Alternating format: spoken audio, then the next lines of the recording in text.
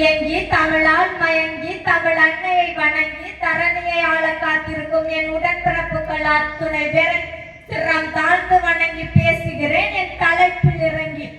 இன்று நாம் நமது நாட்டின் 80வது சுதந்திர தினத்தை கொண்டாடுகிறோம். 1947ஆம் ஆண்டு ஆகஸ்ட் 15 அன்று ஆங்கிலேய ஆட்சியிலிருந்து விடுதலை பெற்றது. இந்த சுதந்திரத்திற்காக மகாத்மா காந்தி, நேதாஜி, சுபாஷ் சந்திரபோஸ், பகத்சிங் போன்ற எண்ணற்ற தியாகிகள் தங்கள் வாழ்க்கையை அர்ப்பணித்தனர். பல தியாகிகள் மூலம் இந்த சுதந்திரம் நமக்கு கிடைத்தன. எனவே நமது நாட்டின் ஒற்றுமையையும் அமைதியையும் பாதுகாப்பது ஒவ்வொரு குடிமகனின் கடமையாகும். நாடு நமக்கு என்ன செய்தது என்று கேட்பதை விட நாட்டிற்காக நாம் என்ன செய்ய போகிறோம் என்று ஒரு கணம் சிந்தித்துப்பார். சிந்தனை சிறகடித்தால் சிகரங்கள் சொந்தமாகும். செயல்களில் சிறந்து விட்டால் சரித்திரம் சொந்தமாகும்.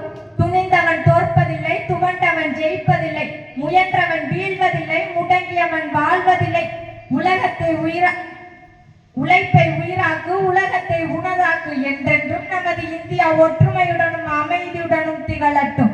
முடிவில் வணங்குவதே நல்ல பழக்கம். வாய்ப்பிற்கு நன்றி. வணக்கம்.